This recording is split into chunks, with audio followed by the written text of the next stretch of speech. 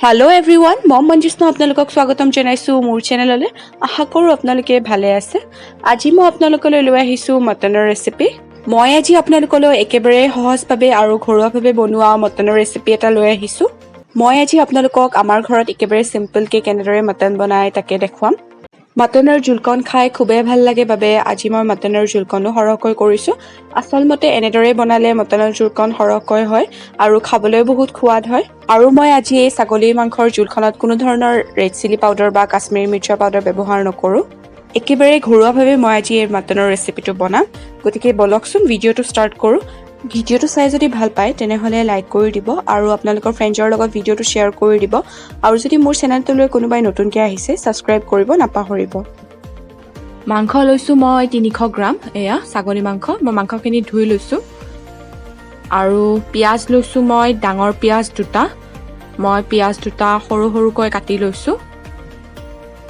এয়া মই একেবাৰে সৰু সৰুকৈ কাটি লৈছো পিয়াজ দুটা আৰু আলু লৈছো মই ডাঙৰ আলু এটা আৰু আলুটো মই 4 কৰি লৈছো আপোনালোকৰ যদি মিডিয়াম সাইজৰ আলু তেনেহলে দুটা লব প্ৰথমে মই আলু কেইডখৰ ভাজি লম আৰু মই এতিয়া এটা কেৰাহী গৰম হ'বলৈ দিছো আৰু এতিয়া ইয়াতে 2 চামুচ তেল দিছো আৰু তেলখিনি গৰম হ'বলৈ দিম আৰু মই এতিয়া ইয়াতে দিম হালধি পাউডাৰ আধা চামুচতকৈ অলপ কম এয়া আৰু মই জুইৰ ফ্লেমটো লো কৰি লৈছো আৰু নিমখ দিম আধা চামুচতকৈ অলপ কম আৰু এতিয়া এইখিনি মই মিক্স কৰি লম আৰু এতিয়া ইয়াতে মই আলু কেইপিচ দি দিম এয়া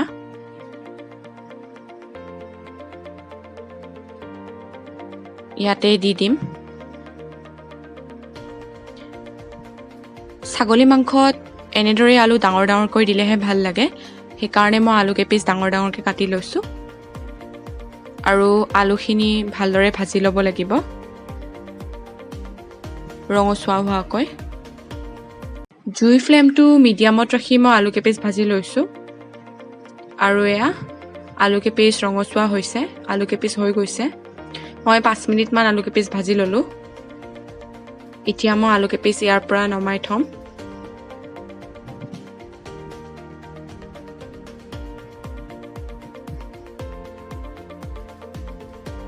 আৰু একে কেৰাহীটোতে মই মাংস বনাম এতিয়া আৰু মই এতিয়া ইয়াতে আৰু আধা চামুচ মান তেল দি লৈছো আৰু তেলখিনি গৰম হ'বলৈ দিছো তেলখিনি গৰম হোৱাত মই এতিয়া ইয়াতে পিয়াজখিনি দি দিম এয়া পিয়াজখিনি মই এতিয়া ইয়াতে দি দিম গোটেইখিনি পিয়াজ ভালদৰে দি দিব পিয়াজ সৰহকৈ দিলেহে মাংসখিনি খাবলৈ ভাল হয় আৰু এতিয়া পিয়াজখিনি ৰঙচুৱা হোৱাকে মিডিয়াম ফ্লেমত ভালদৰে ভাজি ল'ব লাগিব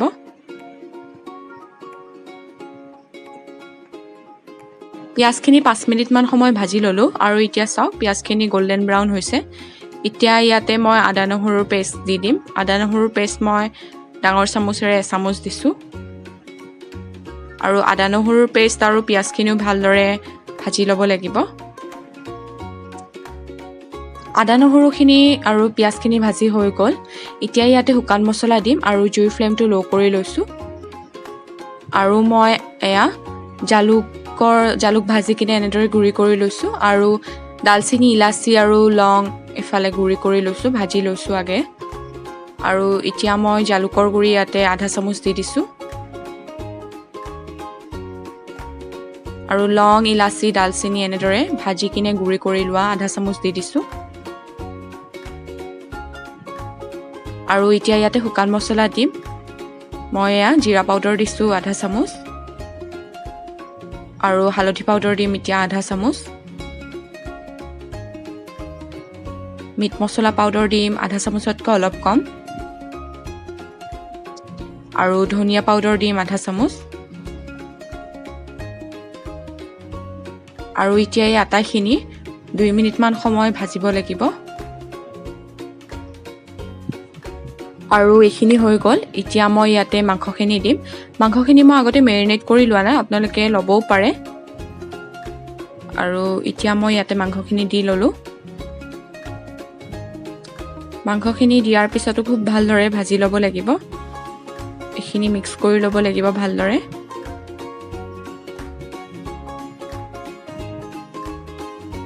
তাৰপিছত মাংসখিনি এনেদৰে 4 মিনিটমান ভাজি ল'ব লাগিব।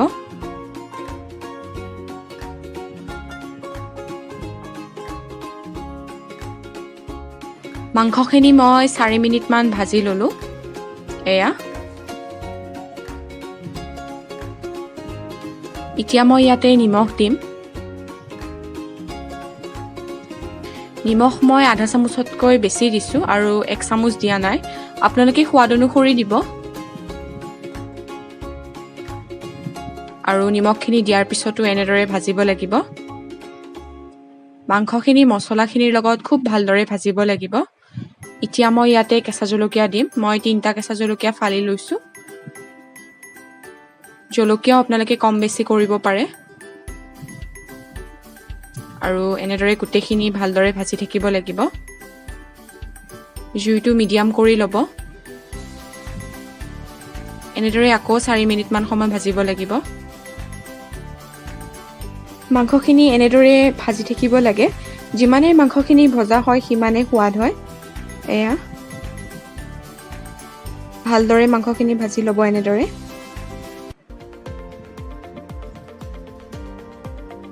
আপোনালোকে আলু ব্যৱহাৰ নকৰিও মাংসখিনি বনাব পাৰিব।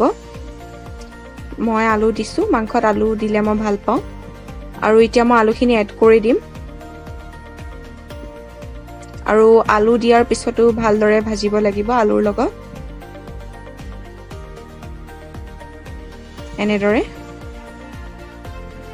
এনেদৰেও আকৌ 3 মিনিটমান সময় ভাজি ল'ব লাগিব। আৰু এয়া মাংসখিনি ভালদৰে ভাজি লোৱাৰ কাৰণে দেখিছেনে কালাৰটো ইমান ধুনীয়া হৈছে। আৰু এতিয়া মই ইয়াতে ঢাকন দি 3 মিনিটমান সময়ৰ কাৰণে সিজিবলৈ দিম। আৰু 3 মিনিট সময় হৈ গ'ল। এয়া চাওক মাংসখিনি ইমান ধুনীয়া কালাৰ হৈছে।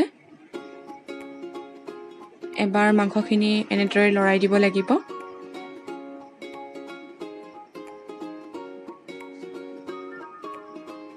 মই চপ অলপ ভাজি কিনে এনেদৰে গুড়ি কৰি লৈছিলোঁ। আধা চামুচমান হ'ব। আৰু এতিয়া এইখিনি মই মাংসখিনি দি লৈছোঁ। আৰু কাজু মই 7-8টামান এতিয়া মাংসখিনিত দিম। এয়া এনেদৰে কাজু 7টা বা 8টামান দি দিব। আৰু এইখিনি দিয়াৰ পিছতো মাংসখিনি এবাৰ এনেদৰে লৰাই মিক্স কৰি দিব লাগিব।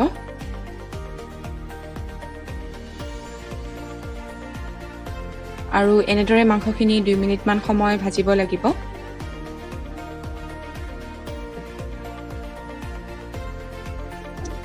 আপোনালোকে মন কৰিছে চাগে যে মাংসখিনিৰ ধুনীয়া এটা কালাৰ উঠিছে।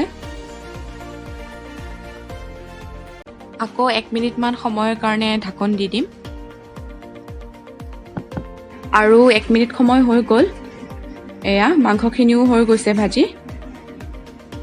আৰু কাজু দিলে খাবলৈ সোৱাদ হয়, সেইকাৰণে মই কাজু দিছোঁ। আৰু এতিয়া মই মাংসখিনি কুকাৰ এটাত লৈ ল'ম।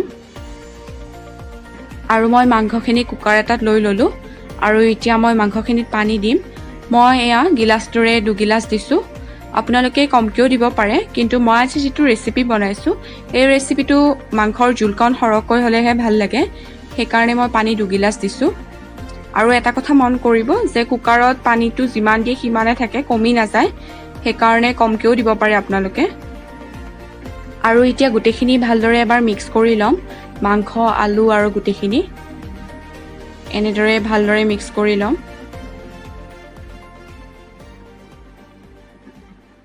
আৰু এইখিনি ভালদৰে মিক্স কৰি হোৱাত ঢাকনিখন দি দিম। আৰু এতিয়া মই ঢাকনিখন লগাই ল'লোঁ।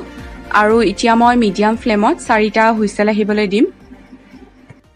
আৰু এয়া 4টা হুইচেল আহিলে আৰু তাৰপিছত কুকাৰটো ঠাণ্ডা হ'লেহে কুকাৰৰ ঢাকনিখন খুলিব। গৰমে গৰমে কুকাৰৰ ঢাকনিখন নুখুলিব, আৰু সেইটো কাৰণে অলপ সময় ঠাণ্ডা হ'বলৈ দিব। আৰু এয়া মোৰ কুকাৰটো ঠাণ্ডা হৈছে। এতিয়া ঢাকনিখন খুলিম। আৰু চাওক জোলকণৰ কালাৰটো ইমান ধুনীয়া হৈছে, দেখিছেনে? আৰু এনেদৰে এবাৰ লৰাই দিম। আৰু চাওক মাংসখিনিও ভালদৰে সিজি উঠিছে। আৰু এতিয়া মই এইখিনি কেৰাহীটোত উলিয়াই ল'ম। আকৌ মই কেৰাহীটোত মাংসখিনি লৈ ল'লোঁ। এয়া দেখিছেনে? ইমান ধুনীয়া কালাৰ হৈছে আৰু মাংসখিনি খুব ধুনীয়াকৈ সিজিছে আৰু বহুত ধুনীয়া এটা স্মেল ওলাইছে এতিয়া মাংসখিনি ভালদৰে উতলিবলৈ দিব লাগিব এয়া মাংসখিনি এনেদৰে ভালদৰে উতলিবলৈ দিব লাগিব মাংসখিনি উতলি এয়া জুলকণ অলপ কম হৈছে দেখিছেনে আৰু এতিয়া ইয়াতে গৰম মছলা অলপ দিম গৰম মছলাখিনি মই গুৰি কৰি লৈছিলোঁ আগতে আৰু তাৰে অলপ থৈ দিছোঁ আৰু আধা চামুচতকৈ কম গৰম মছলা দিম ইয়াতে এয়া গৰম মছলাখিনি দি দিম ইয়াতে এতিয়া গৰম মছলাখিনি দিয়াৰ পিছতো ভালদৰে উতলিবলৈ দিব লাগিব মাংসখিনি যিমানে উতলিবলৈ দিয়া হয় সিমানে সোৱাদ হয় 5 মিনিটমান পিছত এয়া জুলকণ ডাঠ হৈছে দেখিছেনে ইয়াতকৈ আৰু বেছি জুলকণ ডাঠ হ'ব নালাগে আৰু মাংসখিনি খুব ধুনীয়াকৈ সিজিছে আপোনালোকে দেখিলেনে মই আজি ইমান সহজভাৱে আৰু ঘৰুৱাভাৱে মাংসখিনি বনালোঁ আৰু মাংসখিনি হৈ গৈছে এতিয়া মাংসখিনি মই নমাই ল'ম আৰু এয়া মোৰ ছাগলী মাংস ৰেডি হৈ গ'ল আৰু কালাৰটো দেখিছেনে ইমান ধুনীয়া হৈছে আৰু খাবলৈ বহুতেই সোৱাদ হয় আপোনালোকে এবাৰ ট্ৰাই কৰিবচোন আৰু আপোনালোকে কমেণ্ট বক্সত জনাবচোন ছাগলী মাংস আপোনালোকে কেনেদৰে বনায় বা এনেদৰে আপোনালোকে ছাগলী মাংস বনাই খাইছেনে আৰু আজিৰ ৰেচিপিটো চাই কেনে পালে কমেণ্ট বক্সত মোক জনাবলৈ নাপাহৰিব আৰু এতিয়া মই মাংসখিনি ইয়াৰ পৰা বেলেগ এটা পাত্ৰত উলিয়াই ল'ম আৰু এয়া মই গৰম গৰম ভাতৰ লগত এনেদৰে গৰম গৰম ছাগলী মাংস পৰিৱেশন কৰিম গৰম গৰম ভাতৰ লগত এই ছাগলী মাংসখিনি খাই খুবেই ভাল লাগে আৰু লগতে মই পটল আৰু আলু ভাজি লৈছোঁ আচলতে মাংস থাকিলে বেলেগ একোৱে দৰকাৰ নহয় আৰু আজিৰ ৰেচিপিটো ইমানেই আছিলে যদি আপোনালোকে ৰেচিপিটো চাই ভাল পালে লাইক কৰিব শ্বেয়াৰ কৰিব আৰু যদি মোৰ চেনেলটো এতিয়ালৈ ছাবস্ক্ৰাইব কৰা নাই তেনেহ'লে ছাবস্ক্ৰাইব কৰিব আৰু লগত থকা বেল আইকনটো ক্লিক কৰিব যাতে মই নতুন ভিডিঅ' দিলে আপোনালোকে নটিফিকেশ্যন পাই থাকে ভিডিঅ'টো শেষলৈ চোৱাৰ বাবে অশেষ ধন্যবাদ পুনৰ লগ পাম নতুন ৰেচিপিৰ সৈতে